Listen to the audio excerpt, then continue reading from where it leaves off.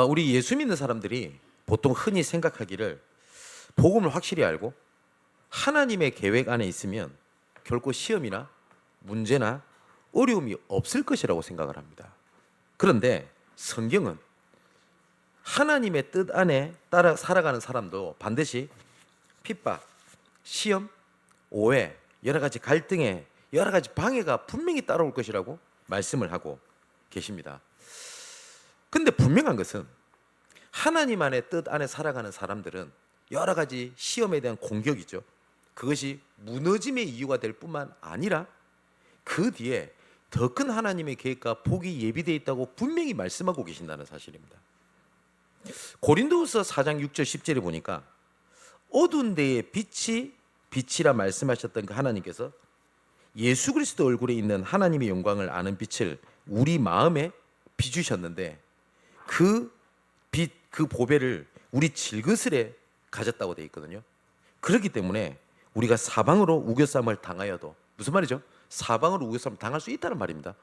당하여도 쌓이지 아니하며, 답답한 일을 당하여도 낙심하지 아니하며, 박해를 받아도 버림받지 아니하며, 거꾸로 뜨림을 당하여도 망하지 아니하고, 우리가 항상 예수의 죽음을 몸에 짊어짐은 예수의 생명이 또한 우리 몸에 나타내게 하려 함이니라 라고 분명히 말씀을 하셨어요. 우리가 넘어질 수 있어요. 하지만 그것이 넘어짐이 되지 않게 하겠다. 그게 하나님의 약속입니다. 그리고 분명히 기억할 것은 하나님의 뜻대로 살아가고자 하는 사람에게 분명히 사단은 언제든지 시험을 줘서 공격하고 무너뜨리게 한다는 사실을 분명히 알고 대비를 하고 있어야 됩니다.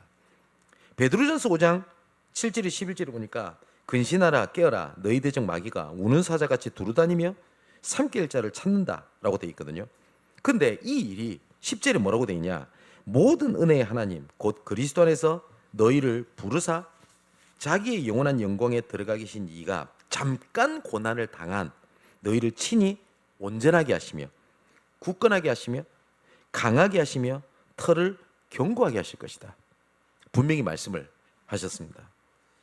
또한 우리가 막힌 곳에 하나님의 숨은 계획이 있다는 것을 알고 거기에 하나님 앞에 엎드리는 자에게는 반드시 하나님께서는 숨은 계획, 또한 하나님께서 지경을 넓혀서 우리가 바라고 우리가 원하는 것 이상의 것을 하나님이 채우신다고 말씀을 하십니다. 예레미야 33장 3절에 너는 내게 부르짖으라 그럼 내가 내게 응답하겠고 분명히 네가 알지 못하는 크고 비밀한 일을 내게 보이리라 라고 말씀하셨지, 네가 원하고 네가 필요한 것을 채우겠다고 말씀을 안 하셨어요. 이 말은 우리의 필요를 채우지 않는다는 말이 아니라 우리의 원하는 필요 이상의 것을 하나님이 채우시는 하나님이라고 말씀을 하십니다.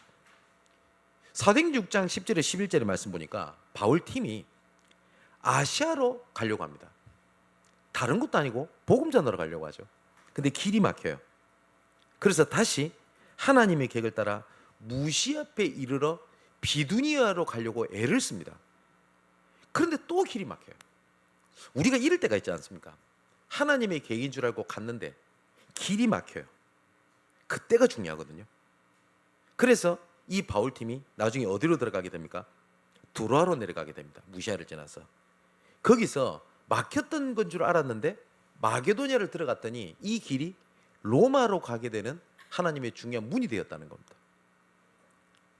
다니엘과 세 친구도 마찬가지입니다. 다니엘서 1장 8절을 보니까 뜻을 정했습니다. 어떤 뜻을 정했냐? 더 이상 우상 앞에 엎드리지 않겠다. 우리 민족이 우상 앞에 엎드림으로 말미암아 이렇게 되었다는 사실을 알았습니다. 그래서 내가 더 이상 엎드리지 않겠다. 우리가 뜻을 정했습니다. 그랬더니 환관장에 은혜도 있고 응답들이 와요. 그죠? 그런데 나중에 이 응답이 무색할 만큼 더 큰 위기가 찾아오게 됩니다. 우리가 그렇지 않던가요? 하나님 뜻대로 갔을 때 응답이 좀 오는 것 같아요. 기쁘죠? 근데 지금까지 받았던 응답 은혜가 무색하리만큼 나한테 큰 위기가 딱 닥쳐버리면 앞에 있는 응답이 아예 기억도 나지도 않지 않습니까? 가장 먼저 사드락, 메삭, 아벳느고에게 위기가 닥쳐요. 우상 앞에 절을 하지 않는다는 이유로 평소보다 7배 뜨거운 풀무불 속에 들어가게 됩니다. 그때 하나님께서 사드락 메삭 아벳느고를 지키시죠. 성경이 뭐라고 되어 있습니까? 사드락 메삭 아벳느고가 풀무불에 들어갔는데 왕이 봤을 때, 신하들이 봤을 때 분명히 3명을 넣었는데 4명이 들어가 있더라 안 합니까? 그죠? 그 한 명이 누구냐? 천사입니다. 그래서 결국은 살아남아요. 근데 그때 이후에 어떤 일이 있냐? 그때 당시 왕이 느부갓네살 왕입니다. 느부갓네살 왕이 드디어 사드락 메삭 아벳느고를 바벨론 지방에서 더욱 높이니라. 사드락 메삭 아벳느고는 높아지려고 하지 않았어요. 근데 오히려 위기가, 하나님께서는 지경을 넓혀서 바벨론 지방에 더욱더 높여 하나님의 일을 할 수 있도록 하나님이 만듭니다. 다니엘에게도 문제가 오죠. 다니엘은 사자굴에 들어가게 됩니다. 그때 당시에는 다리오 왕 때입니다. 그런데 이 일 때문에 어떤 일이 벌어지게 됩니까? 다리오 왕이 여호와께서 다니엘을 살린 것을 보고 오히려 칙령을 내립니다. 여호와만 섬기라고. 그래서 뭐라고 성경에 기록되어 있냐? 다리오 왕의 시대와 바사 사람 고레스 왕의 시대에 다니엘이 형통했다라고 기록되어 있습니다. 성도는 시험이 있다라는 것에 반드시 기억하고 있어야 되고요. 시험이 다가오는 것 같다고 할 때 두려워하지 말아야 됩니다. 왜 그러냐? 어떠한 시험도 하나님의 계획을 막을 수 없습니다. 또한 오히려 그때가 하나님의 계획이 나타날 때, 혹은 하나님의 능력이 나타날 때임을 알고 말씀 속에 있어야 된다는 겁니다. 그게 문제 가운데 성도의 자세입니다. 자, 오늘 본문에 보면 이제 무너진 성벽을 막 재건하기 시작을 해요. 그랬더니 사단이 절대 가만히 있지 않죠. 그죠? 아까 처음에 말씀드렸듯이 내가 복음을 알고 올바르게 인도를 받고, 올바르게 전도운동을 하면 나한테 문제도 없고 그냥 꽃길만 펼쳐질 것 같고 그럴 줄 아는데 그렇지 않다라는 거예요. 말씀드렸죠. 그래서 산발랏, 도비야, 게셈 사람, 이런 사람들이 연합을 해서 이제는 공격을 합니다. 자, 이렇게 사탄은요, 하나님을 대적하고 하나님의 영광을 가르치는 것에 모든 목적이 있습니다. 원래 사단은 하나님이 창조하신 피조물 중에 가장 아름다운 존재였다고 되어 있습니다. 하나님을 찬양하는 천사였죠. 그런데 이사야 14장 그리고 에스겔 28장으로 보면 이 사단이 교만해집니다. 그래서 하나님께 가야 될 영광을 가로채려고 자기가 하나님처럼 되려고 하나님께 대적을 하게 됩니다. 그래서 하나님께 쫓겨나서 사단이 되게 된 겁니다. 사람이 죽어서 귀신 되는 거 아닙니다. 그렇게 속일 뿐입니다. 그죠? 그래서 이 사단의 목적은 하나님의 자리에 자기가 올라가는 겁니다. 그래서 하나님이 경배받으실 분으로 되지 못하도록 만들고요. 결국에는 그 자리를 자기가 올라가려고 하는 겁니다. 그래서 사단이 가져다 줬던 12가지 문제를 보면 창세기 3장, 6장, 11장 여기 보니까 하나님의 형상대로 지음을 받은 인간을 무너뜨리는 방법이 뭐였습니까? 하나님의 중심에서 어떤 중심으로 바뀌죠? 나 중심으로 바꿔버렸어요. 하나님은 분명히 창세기 3장 이렇게 말씀하셨습니다. 나를 떠나서는 너희가 아무것도 할 수 없다. 예수님께서도 말씀하셨습니다. 너희는 나를 떠나서 많이 힘들 거야 라고 말씀 안 하셨어요. 너희는 아무것도 아니야. 아무것도 할 수 없다 라고 말씀을 하십니다. 우리는 언약을 떠나버리면 조금 힘들어지겠다고 생각하지만 하나님은 너희는 아무것도 아니라고 말씀을 하십니다. 하나님께서 천지를 창조하시면서 이렇게 말씀을 하셨어요. 근데 이 사단이, 하나님을 대적했던 사단이 똑같이 자기가 하나님을 대적했던 것처럼 우리 인간을 속였습니다. 뭐죠? 네가 하나님처럼 될 수 있어. 하나님보다 네가 더 중요해. 야, 하나님께 엎드리는 것보다 지금 당장 네 일이 너무 시급하잖아. 봐라. 엎드린다고 되냐? 네 주변을 한번 살펴봐라. 이렇게 나온 거예요. 창세기 6장은 뭡니까? 네가 원하는 것을 해. 네가 원하는 것이 행복이고 네가 원하는 것이 하는 것이 능력이야 라고 얘기를 합니다. 이 시대가 똑같지 않습니까? 행복이 뭐라고 얘기를 하죠? 네가 하고 싶은 거, 네가 원하는 걸 하는 게 행복이라고 얘기하지 않습니까? 자기가 불행하대요. 왜냐? 내가 하고 싶은 것을 못한다고 얘기를 합니다. 나중에는 이 일을 위하여 힘을 합칩니다. 그게 창세기 11장에 바벨탑 사건입니다. 나중에는 내 힘으로는 도저히 안 되는구나 라는 한계에 부딪히게 되거든요. 그래서 결국은 다른 것을 의지하게 되죠. 그래서 사도행전 13장의 무속, 사도행전 16장에는 그 점술, 사도행전 19장에는 우상, 세상 방법, 세상의 지혜, 이런 걸 가지고 뭘 하려고 하는 거죠? 내가 원하는 것을 이루려고 하는 겁니다. 하나님께서 우상이 뭐냐를 정확하게 정의를 하셨습니다. 네가 원하는 우상, 네가 원하는 우상입니다. 근데 결국은 이 우상이 뭐 어떤 형상 이런 것처럼 보이지만 결국은 뭐예요? 자기가 영광을 받게 된다는 겁니다. 그래서 이 사단이요, 예수님께 시험할 때도요, 마지막 시험에는 뭘 얘기를 하죠? 나에게 경배해라. 그럼 네가 원하는 걸 모든 주겠다 라고 요구를 합니다. 이것 때문에 결국은 불신자 6가지 상태에 완전히 빠지게 된 겁니다. 그래서 그걸 보고 영적 문제라고 얘기를 하죠. 우리가 영적 문제라고 얘기를 하면 무슨 귀신 들리고 여러 가지, 그것도 영적 문제입니다.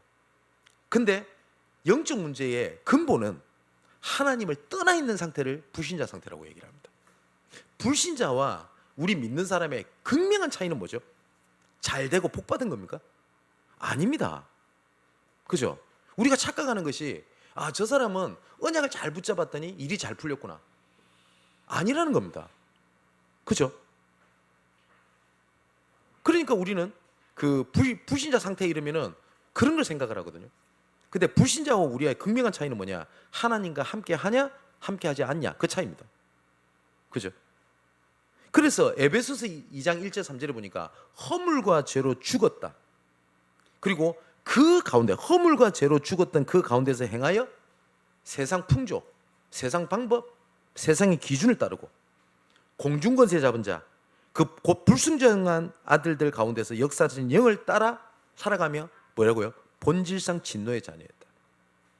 또 뭐라고 되어 있습니까? 요한 1서 5장 19절에 보니까 우리는 하나님께 속하고 온 세상은 악한 자에게 처한 것이다 라고 분명히 말씀하십니다.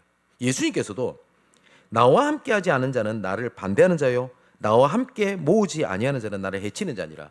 영적인 것에는 중립이 없습니다. 여러분, 세상을요 흑백 논리로 이원론으로 보면 잘못돼 보는 겁니다. 근데 영적인 세계는 하나님의 나라 아니면 사탄의 나라, 이건 이원론이 아닙니다. 성경이 말하는 정의입니다. 하나님, 예수님께서 뭐라고 말씀하시냐? 나와 함께 하지 않는 자는 나를 반대하는 자요. 중립은 없습니다. 중립은. 우리가 보통 보면 언약과 세상에 양다리를 걸치고 있다고 표현을 하지만 양다리는 없습니다. 그죠? 이게 불신자 상태입니다. 뿐만 아니라 믿는 자를 무너뜨리기 위해서 지금도 베드로전서 5장 8절에 보니까 너희 대적 마귀가 우는 사자같이 두루다니며 삼킬 자를 찾는데 그 방법이 뭐냐니까 뭐요? 잠언 3장 5절에서 7절의 말씀 보니까 너는 마음을 다하여 여호와를 신뢰하고 네 명철을 의지하지 마라. 그럼 7절은 뭐라고 했죠? 스스로를 지혜롭게 여기지 말라. 그래서 사단이 뭘 얘기를 하냐니까 하나님의 말씀보다는 내 경험, 내 판단, 그리고 하나님의 말씀보다는 세상의 여러 가지 지혜로운 말들을 더 우선시 둡니다. 그래서 고린도후서 10장 4절에 6절의 말씀 보니까 하나님을 아는 것을 대적하여 높아진 견고한 진이라고 딱 되어 있습니다. 그죠? 그리고 이사야 31장 1절에서 3절에 보니까 하나님께서 이사야를 통해서 막 질타를 하시는데 애굽의 군사력에만 의지하려고 하는 이스라엘 백성들을 멸시를 합니다. 질책을 하십니다. 이스라엘 백성들이 이사야 시대 때 하나님을 의지하지 않아요. 하나님을 믿는다고 하지만 좀 더 뭘 합니까? 애굽에 가가지고 비는 겁니다. 도와달라. 사실상 믿는 자가 이런 모습 아닙니까? 문제가 오면 하나님 앞에 엎드립니까? 아니면 방법을 찾아 움직입니까? 그죠? 그리고 나 스스로의 확신이 있어요. 이렇게 하면 돼. 그래서 제가 혹시 어떤 사람이 질문하거나 할 때 그 대답이 굉장히 저는 조심스럽습니다. 여러분, 하나님이 나에게 주신 은혜를 다른 사람의 기준을 삼게 되면 그게 판단과 정죄가 됩니다. 내가 하나님 앞에 정말 정결하게 살고자 하고자 하는 마음을 주신 건 은혜죠. 그게 나쁜 거 아니지 않습니까? 그죠? 이 기준을 가지고 믿는 사람이 왜 저렇게 살아? 라고 하는 그 순간 그건 판단과 정죄가 돼요. 그죠? 저가 부족한 제가 현장에서 전도할 수 있도록 하나님이 은혜를 주신 거 아닙니까? 근데 제가 우리 전사님들 혹은 다른 목사님 보면서 왜 전도 안 하지? 그건 뭐죠? 정죄입니다. 그렇지 않습니까? 그것처럼 하나님께서 우리에게 여러 가지를 주셨습니다. 그걸 의지하라고 주신 게 아니거든요. 결국은 이런 모든 공격의 사단의 최종 목적은 어디에 있냐? 교회 분열이라든지 내 갈등, 여러 가지 문제, 최종 목적은 고린도후서 4장 4절에 보니까 그리스도의 빛, 복음을 막는 것에 있다라는 겁니다. 성도가 무너지는 것에, 무너뜨리게 하는 것에 사단의 목적이 있는 것이 아니고요, 무너뜨리게 해서 그 뒤에 하나님의 그리스도의 영광이 빛이 비치지도 못하도록 하는 것에 있다라는 겁니다.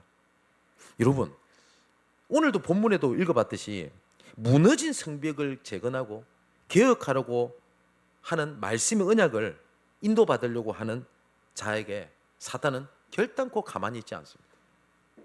결단코. 재밌는 예화가 있어요. 어떤 사람이 지나가다가 두 교회를 봤다고 합니다. 그랬더니 교회 위에, 종탑 위에 한 교회는 마귀가 자고 있더래요. 귀신들이. 한 교회를 보니까 귀신들이 막 난리더랍니다. 막 고함치고. 그래서 이분이 이런 생각했대요. 저렇게 난리 피우는 저 교회 저 진짜 문제 많겠구나. 그리고 자는 걸 보면서 야, 저기는 평온하겠구나 해서 교회를 들어가 봤대요. 그런데 막 난리치는 교회를 가봤더니 교회 성도들이 기도하고 엎드리고 예배를 드리고 하더래요.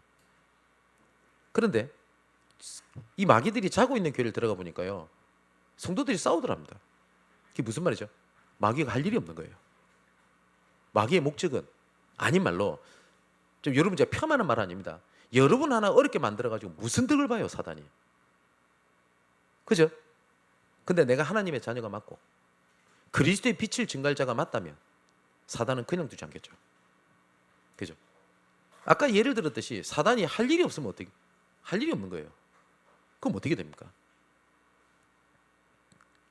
분명한 것은 그 문제 뒤에 하나님의 그 영광은 훨씬 더 크다는 걸 기억하셔야 됩니다. 지난주에 보면 느헤미야 3장 1절에 보니까 그때에 무너진 성벽이 본격적으로 이제 재건이 되기 시작을 하죠. 그때라고 하는 건 앞에 있는 것을 얘기합니다. 앞에 무슨 말이 있냐? 산발락과 도비야, 게셈을 중심으로 무너진 성벽을 막으려고 조롱하는 그때에 뭐가 됐다고요? 성벽은 재건되기 시작을 했다는 겁니다. 참 신기하죠. 그래서 성경 곳곳에서 하나님께서는 어려움, 시험 뒤에 영광이 있다는 것을 계속 말씀하십니다. 로마서 8장 18절에 보니까 생각하건대 현재의 고난은 장차 우리에게 나타날 영광과 비교할 수 없도다. 베드로전서 5장 10절에도 보니까 모든 은혜의 하나님 곧 그리스도 안에서 너희를 부르사 자기의 영원한 영광에 들어가시니가 잠깐 고난을 당한 너희를 친히 온전하게 하시며 굳건하게 하시며 강하게 하시며 털을 견고하게 하시리라. 고린도서 4장 17절에는 우리가 잠시 받는 환난에 경한 것이 지극히 크고 영원한 영광에 중한 것을 우리에게 이루게 함이니, 여기는 딱 두 가지 단어를 쓰죠. 경한 것, 가벼운 것. 시험을 가벼운 것이라고 표현합니다. 그런데 하나님께서 우리에게 영광은 중한 것, 무거운 것, 더 가치 있는 것이라고 말씀을 하십니다. 자, 오늘 본문에도요, 사단이 이 느헤미야의, 그 다음에 이스라엘의 백성들을 시험하려는 목적이 뭐라고 나옵니까? 11절에 이렇게 되어 있습니다. 우리의 원수들은 이르기를 그들이 알지 못하고 보지 못하는 사이에 우리가 그들 가운데 달려 들어가서 살육하여 역사를 그치게 하리라. 하나님의 역사를 그치게 하는 것이 이들의 목적이었습니다. 그렇다면 우리가 승리해야 될 길은 단 한 가지입니다. 어떤 시험이 닥쳐온다 할지라도 끝까지 무너진 성벽을 재건하는 흐름, 자리 속에 있어야 된다는 겁니다. 우리가 계속 말씀을 하긴 하겠습니다만은 무너진 성벽의 재건에 여러 가지 문제가 옵니다. 그런데 승리하게 되었습니다.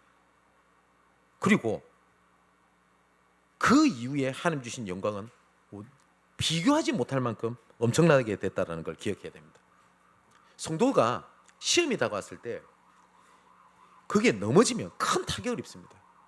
하지만 그 시험을 극복하면 감당하지 못하는, 우리가 이해하지 못하고 우리가 기쁨이 넘치는 영광을 주시게 된다는 것을 진짜 기억을 하셔야 됩니다. 여러분, 모든 것이 하나님 절대주권이죠. 하나님이 허락지 아니하시면 일어나지 않습니다. 그러면 우리가 시험 당함을 허락하신 것이 우리를 승리의 길로 이끄시기 위한 목적입니까? 아니면 우리를 무너뜨리기 위한 목적입니까? 하나님이 허락지 않으면 우리에게 시험이 일어나지 않습니다. 그죠? 고린도전서 10장 13절에도 우리가 감당하지 못하는 시험은 시험 당함을 허락하지 아니하신다고 되어 있습니다. 그럼 하나님이 허락하신 겁니다.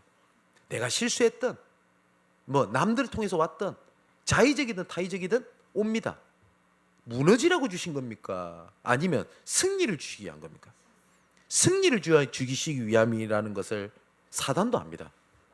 그래서 그거를 스스로 무너지게 만든다는 거예요.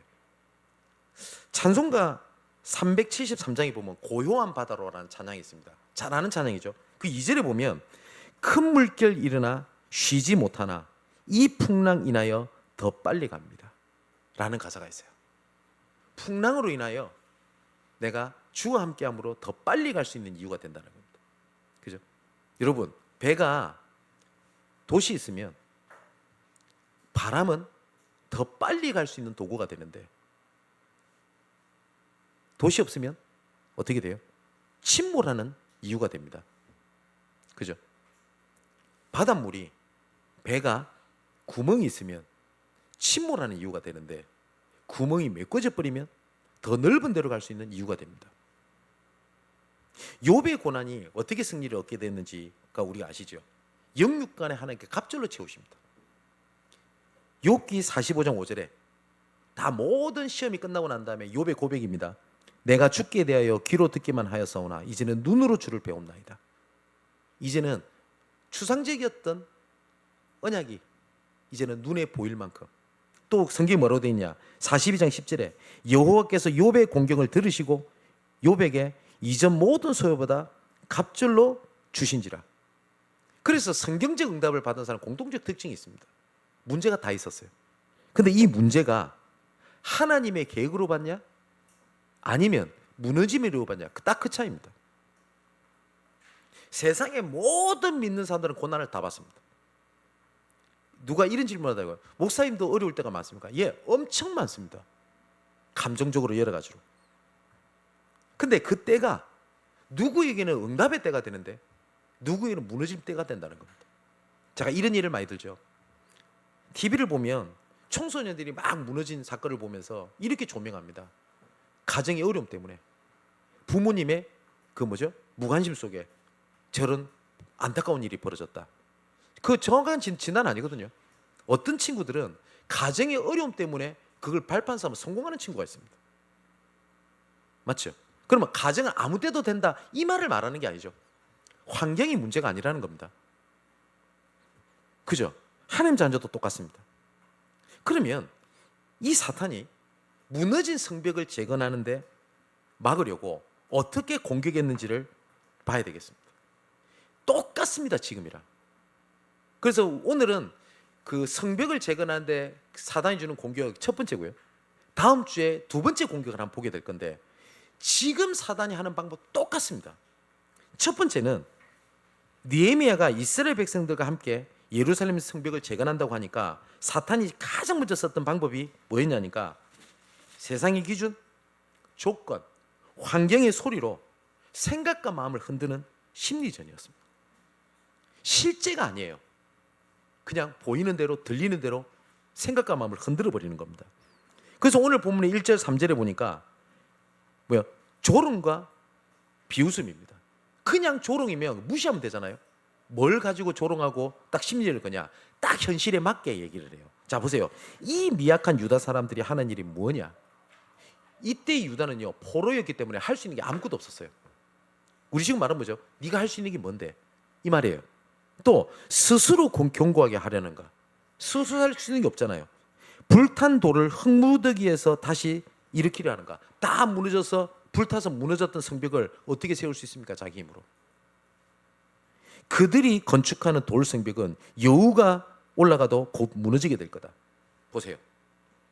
똑같습니다. 네가 할 수 있는 게 있냐? 네가 뭘 할 수 있는데? 야, 다른 사람이 하게 너는 그거 안 해도 돼.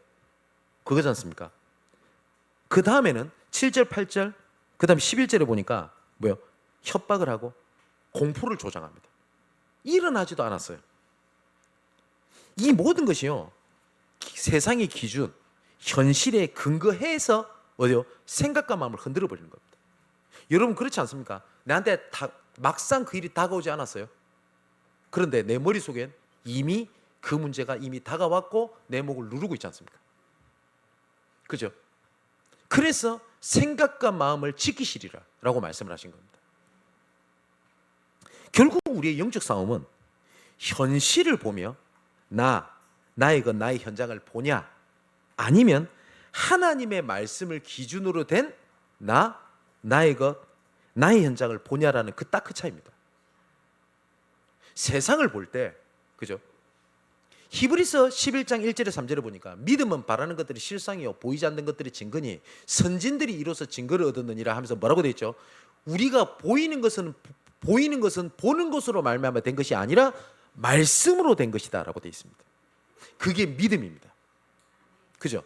현실이 아니라 믿음입니다. 그죠?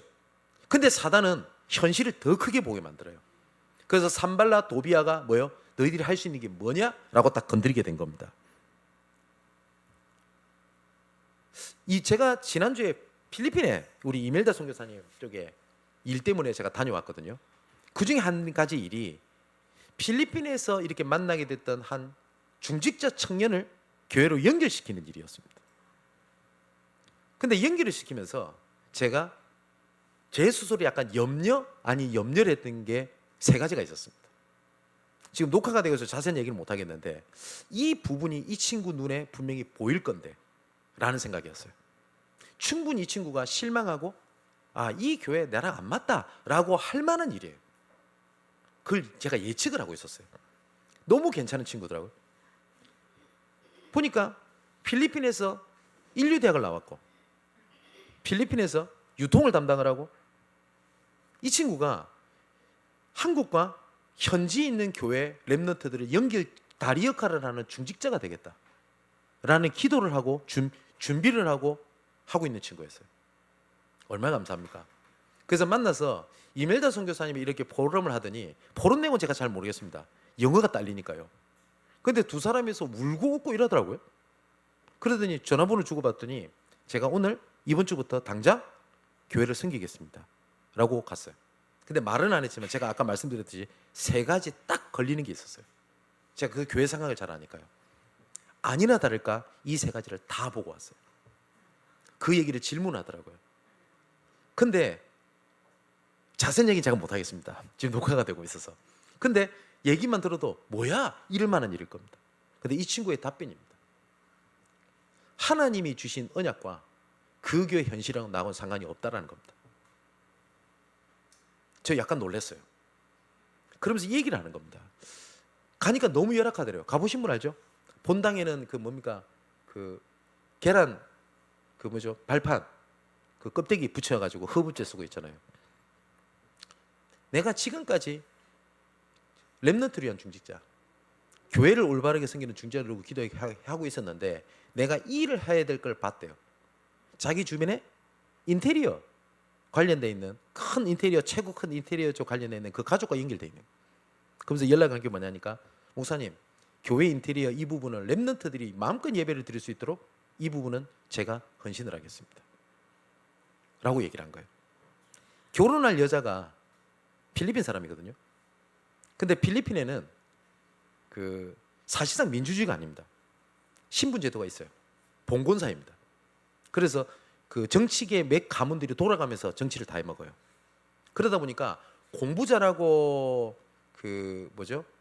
돈이 없는 애들 가는 대학, 돈이 있고 공부 잘하는 애들 가는 데가 딱 구분되어 있습니다. 근데 라살 대학이라고 거기에서는 상류층 애들이 가는 데입니다. 근데 자기 결혼할 여자가 라살 대학입니다. 그러면 대충 위치를 알겠죠. 그 중에 하나가 뭐였냐니까, 그런 사람들이 사는 것은 여러분 우리나라 잘 사는 거 우습게 봅니다. 그런데 그런 교회에 가서 앉아 있고, 여러분 화장실 가보셨죠 거기? 그러면 우리 순간 어떤 생각이 들죠? 그런 사람들이 여기서 은혜 받을 수 있겠냐? 그럼 자기가 결혼할 사람이 좀 있으면 결혼하는데 그런 사람들이 그런 여자를 데리고 가지고 되겠나? 이런 생각이 안 들까요? 맞죠? 근데 자기가 그런 생각이 들었대요 처음에. 그런데 이런 생각이 들었답니다. 하나님이 내게 주신 언약과 건물 시설하고 나하고는 상관이 없다. 그러면서 이 얘기를 그 은혜 받은 얘기를 자기 여자친구랑 얘기를 한 겁니다. 그런데 희한하죠. 불신자 집안인데 이 아버지가 필리핀에서 인테리어 회사를 제일 큰 걸 운영하시는 분이거든요. 이 아버지가 은혜를 받은 겁니다. 그 내가 돕겠다 이래 나온 거예요. 제가 많은 생각이 들었습니다. 여러분 어떠십니까? 현실입니까? 아니면 언약입니까? 그죠? 사단이 이렇게 속인다는 겁니다. 성도가 하나님을 하려고 하다가 넘어지는 이유가 심리전에 거의 다 넘어져요. 그죠? 그 주변 소리들이 너무나 많습니다. 혹시 무슨 일을 하려고 하면은 이런 소리가 들릴 수도 있어요. 쟤 왜 저리 설치지? 노래도 못하는데 웬 찬양되지? 그죠? 아니 그냥 전도하려고 하면 니나 잘해라. 네 가족이 그 모양이고 네 문 천단다고 그러냐? 그죠? 아니 뭐 나보다 별 못한 것 같은데 왜 저런 사람들이 훨씬 더 주목을 받지? 이런 것들입니다. 사단은 반드시 그걸 건드립니다. 여러분 이런 말에 왜 이런 말이 나왔을까? 혹은 이런 말을 하는 입을 막으려고 하는 것이 아니고요. 그런 소리에 흔들리지 않는 믿음이 돼야 돼요. 사단은 주님이 재림하시는 그날까지 빨빨 걸어 돌아다닙니다. 어떻게 이런 말이 들릴 수 있냐? 어떻게 이런 소리가 내 귀에 들어오냐? 그거 신경 쓰면요 무너진 성벽 절대 시건 못합니다. 여러분 전쟁에도 심리전이라는 게 있죠. 제가 심리전의 역사를 한번 찾아봤어요. 책을. 그랬더니 고대 메소포타미아와 이집트 전쟁 때부터 있었대요. 그러면서 근세시대 때 13세기에 몽골이 했었고, 그러면서 1차 세계대전 때부터 체계화되고 2차 세계대전 때 본격화됐다고 합니다. 그래서 여러분 2차 세계대전 때 나치의 괴벨스가 선동을 했다고 하죠. 그건 너무 잘 아시는 부분이죠. 근데 2차 세계대전 때 미국이랑 일본이랑 붙을 때 미국이 미군을 향해서 심리전을 펼쳤다고 합니다. 그 재밌는 제가 봤어요. 그래서 도쿄 로즈 방송이라는 게 있었대요. 여기에 영어를 잘하는 일본 여자를 섭외를 해가지고 유창한 영어로 이렇게 얘기를 했답니다. 그대로 읽어드릴게요. 부디 빨리 돌아오세요. 부디 살아서 돌아오세요. 내가 이렇게 기다리고 있으니 적당히 싸우다가 얼른 돌아오세요. 나를 위해 위험한 싸움은 피하세요. 전쟁에서 죽는 것은 용감한 것이 아니라 나를 버리는 것이고 개 죽은 것 같습니다. 이걸 굉장히 구슬프게 얘기를 했대요. 우습죠? 근데 이 웃은 이 말이 미군들 군사를 다 흔들어 버렸대요. 여러분 그게 심리전입니다. 우리가 남북도 안 그렇습니까? 그죠? 북한이 항상 우리가 대북 방송에 저렇게 난리를 피우는 이유가 있습니다. 실제로 탈북자들 물어보면요, 대북 방송에 흔들려 가지고 탈북했다는 사람들이 되게 많다고 합니다. 그게 심리전입니다. 여러분 전쟁 중에 어떤 소리가 더 크게 들려야 되죠? 심리전입니까? 아니면 사령관의 소리입니까? 세상에는 소리가 되게 많습니다. 니에미야가 했던 겁니다. 4장 20절에 너희는 어디서든지 나팔 소리를 듣거든 그리로 모여서 내게로 나오라. 우리 하나님이 우리를 위하여 싸우리라 하였느니라. 자, 그러면 이 심리전을 이기는 하나님의 길이 어디 있습니까? 4절 5절에 잘 나타나 있습니다. 우리 하나님이여 들으시옵소서. 우리가 업신여김을 당하나이다. 원하건대 그들이 욕하는 것을 그들의 머리에 돌리사 노략거리가 되어 이방에 사로잡히게 하시고 주 앞에서 그들의 악을 덮어두지 마시며 그들의 죄를 도말하지 마옵소서. 그들이 건축하는 자 앞에서 주를 노하시게 하였음입니다. 여러분, 세상의 소리가 더 크게 들릴 때 하나님의 소리를 더 크게 들을 수 있는 기도의 자리, 엎드림, 그게 중요하다는 겁니다. 느헤미야는 조롱하는 소리에 대처를 한 게 아니었어요. 그거하고 상관없이 성벽 재건에 박차를 가했습니다. 우리가 어떤 하나님 일을 할 때 막 소리가 들리잖아요. 그럼 우리는 뭘 하죠? 하는 일을 멈추고 그 소리에 대처를 하잖아요. 도대체 이 말 누가 했지? 왜 그랬지? 내가 뭐 잘못했나? 근데 느헤미야는 요거에 움직이질 않았어요. 여러분, 사탄이 가져다 주는 심리전에는 하나님의 계획을 분산시킨 것이 있다는 것을 기억해야 돼요. 나중에 이 사단이 이 심리전으로 안 되잖아요. 그냥 이제 실제적인 공격을 하기를 시작을 합니다. 그래서 7절에서 8절에 보니까 군사적 위협을 해요. 특히 8절에 보니까 다 함께 꾀하기를 예루살렘으로 가서 치고 그것을 요란하게 하자. 이제 실제적인 공격을 시작을 하게 된 겁니다. 이제는 심리전 이후에 실제적인 것이 피부에 딱 와닿으니까 이제는 이스라엘 백성들에게 어떤 일이 벌어지죠? 여러분, 그렇지 않습니까? 욥이 똑같습니다. 내가 평소에 두려워하던 것이 나에게 미쳤구나. 그때 돼서 그 좌절감 이루 말할 수가 없어요. 내가 예상했던 대로 문제가 딱 드러나게 보이죠?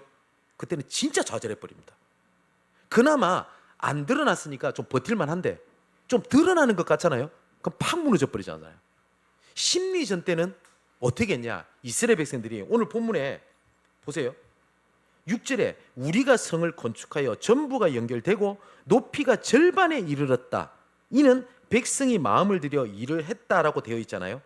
그런데 이제는 심리전이 실질적인 모습으로 드러나기 시작을 하니까 뭐라고 되어 있습니까? 10절에 유다 사람들은 이르기를 흙무더기가 아직도 많거늘 짐을 나르는 자의 힘이 다 빠졌으니 우리가 성을 건축하지 못하리라. 패배의식에 탁 들어와 버린 겁니다. 여러분, 우리도 그렇잖아요. 예측하던 거 문제 일어나면 봐라 그럴 줄 알았다 이렇게 나오는 거잖아요. 딱 그때 11절에 보니까 우리의 원수들이 이르기를 그들이 알지 못하고 보지 못하는 사이에 우리가 그들 가운데로 달려 들어가서 사륙하여 역사를 그치게 하리라. 뭐죠? 기습과 공격을 하게 합니다. 이 사단이 공격하는 루트는 지금도 똑같습니다. 패배의식이 들어온 딱 그때 더욱더 강하게 공격을 하게 됩니다. 그러면서 12절에 더 전방에는 더 큰 설상가상 더 문제가 더 오게 됩니다. 여러분, 그렇지 않던가요? 위기는 겹쳐서 오죠. 문제는 싸그리 모여서 오는 경우들이 많습니다. 문제가 모여서 올까요? 아니면 내가 그 문제를 보고 있을까요? 자, 12절에 보십시오. 그 원수들이 근처에 거주하는 유다 사람들도 각처에 와서 10번이나 우리에게 말하기를 너희가 우리에게도 와야 하리라. 이게 무슨 말이냐니까 유다 쪽에 이제는 이스라엘 백성들은 포로로 잡혀 있었던 사람이 있고요. 그리고 또 잡혀와가지고 바벨론에 있었던 사람도 있고 유다에 머물렀던 사람들도 있어요. 두 종류가 있었어요. 그러니까 머물러 있던 사람 쪽에서 소식이 온 겁니다. 적들이 왔어요. 이제 우리 죽게 됐으니까 병력을 우리 쪽으로 보내주세요. 성벽에 지키려고 하는 그 병력 있죠. 그걸 빼서 이쪽으로 좀 벌려주세요 라고 급하게 요청을 한 겁니다. 얼마나 급했든지 그 자그마치 10번이나 찾아서 사정을 한 겁니다. 여러분, 어떠세요? 지금 모든 걸 제쳐놓고 우리 지난주에 봤죠. 무너진 성벽을 재건하는 것이 가장 근본이요 시작이라고 생각을 해가지고 믿고 일을 시작을 했는데 더 시급하게 보이는 일 때문에 이제 혼란스러워지고 이러지도 저러지도 못하는 사가 딱 돼요. 여러분, 그렇지 않던가요? 내가 오직 그리스도 바라보겠다 라고 했더니 그러지 못하는 다른 쪽의 문제가 팡팡 터지는 겁니다. 내가 자녀 문제 때문에 오직 하려고 했더니 이제는 부모님 문제 터져버리고 경제 문제 터져버리고 그렇게 하지 않던가요? 자, 이때 느헤미야가 어떻게 했는지가 13절 14절에 나옵니다. 내가 성벽 뒤에 낮고 높은 곳에 백성이 그들의 종족을 따라 칼과 창과 활을 가지고 서 있게 하고 내가 돌아본 후에 일어나서 귀족들과 민장들과 남은 백성에게 말하기를 너희는 그들을 두려워하지 말고 지극히 크시고 두려우신 주를 기억하고 너희 형제와 자녀와 아내와 집을 위하여 싸우라 하였느니라. 여긴 딱 세 가지입니다. 메시지가. 첫 번째, 두려워하지 마라. 두 번째는 크신 주를 기억해라. 지금 무너진 성벽을 재건하는 것이 유다 지역의 형제, 자매, 아내, 너희 가족을 지키는 길이 있다라고 선을 딱 그어요. 그러네. 유다 쪽에 사람 병력 좀 보내야 되겠네. 느헤미야는 안 그랬다는 겁니다. 여러분, 이 일로 다시금 힘을 얻고 또 건축을 다시 시작을 하게 됩니다. 여러분, 나는 오직 하려고 했더니 사업에 문제가 터지고 인간관계 문제가 터지고 그렇겠죠. 분산입니다. 마지막 이제 결론을 맺으려고 합니다. 무너질 성벽을 재건하는 여정 속에 여러 가지 아까 읽었던 것처럼 온갖 공격, 유혹, 핍박이 다 있었습니다. 그럼에도 불구하고 무너진 성벽을 재건할 수 있었던 이유가 오늘 성경의 본문에 나옵니다. 9절에 뭐라고 되어 있냐? 우리 하나님께 기도하며 그들로 말미암아 파수꾼을 두어 주야로 방비했다라고 되어 있습니다. 망대를 세우는 이유는 올바른 것을 보기 위함이고 지키기 위함입니다. 하나님의 계획을 보기 위함이요, 그리고 또한 하나님의 계획을 지키기 위함입니다. 그래서 우리가 망대를 세우라는 겁니다. 그래서 빛의 망대를 가진 파수꾼입니다. 왜 망대를 세워야 되죠? 파수꾼을 세워야 되니까. 그래서 내 안에 하나님의 계획을 보고 지키는 망대, 교회 안에 하나님의 계획을 보고 지키는 망대, 그리고 지역과 현장에 하나님의 계획을 보고 지키는 망대, 그 망대 위에 누가 파수꾼으로 서냐는 겁니다. 하나님께서 미리 약속하신 것이 있어요. 미가서 7장 11절의 말씀 보니까 내 성벽을 건축하는 날, 그날에는 지경이 넓혀질 것이라. 이것이 시급한 걸 제쳐놓고 이것을 하는 게 맞냐라는 고민을 하는 이스라엘 백성들에게 그 성벽이 건축되어지는 그날 내 지경이 넓혀질 것이다 라고 말씀을 하셨어요. 개혁을 방해하는 공격의 첫 번째가 뭐죠? 분산입니다. 무너진 성벽을 재건하는 저와 여러분의 여정 속에 나타나는 모든 일이 좌절이 아닌 갑절의 은혜를 보는 그날이 되고요, 하나님이 행하시는 축복이 그때가 되고 승리의 깃발을 흔들게 되는 그곳이 되기를 주님의 이름으로 축원을 드립니다. 기도하겠습니다. 우리를 향한 하나님의 계획은 완전하고 반드시 이루실 절대 언약인 것을 믿습니다. 아버지 하나님, 이 시간 간구하오니 무너진 성벽을 재건하는 것에 방해하도록 생각과 마음을 흔들고 혼미하게 하여 복음의 강체가 비치지 못하도록 만들어 무너뜨리려고 하는 그 모든 흑암군세를 무너뜨리는 보좌의 능력이 임하게 하여 주옵소서. 그리하여 하나님의 영광과 온전하게 하시며 굳건하게 하시며 강하게 하시며 틀을 견고하게 하시는 것을 모든 대적이 보고 다 두려워하여 우리 하나님께 이 역사를 이루신 것을 알고 우리의 발 앞에 진흙과 같이 밟히는 것을 보게 하여 주옵소서. 세상의 소리와 조롱보다 주의 말씀이 더 크고 선명하게 들려지게 하시고 눈앞에 있는 현실보다 주의 계획이 더 크게 보여지게 하여 주옵소서. 이 일을 위한 빛의 망대를 가진 파수꾼이 되어 무너진 성벽이 건축되어지는 그날 약속하신 대로 지경이 넓혀지게 하여 주옵소서. 이 모든 말씀을 아무도 막지 못하는 십자가의 능력으로 원수의 모든 속임수와 관계를 무너뜨리고 승리의 주가 되셨으며 또한 우리의 주가 되신 예수 그리스도 이름으로 기도하옵나이다. 아멘.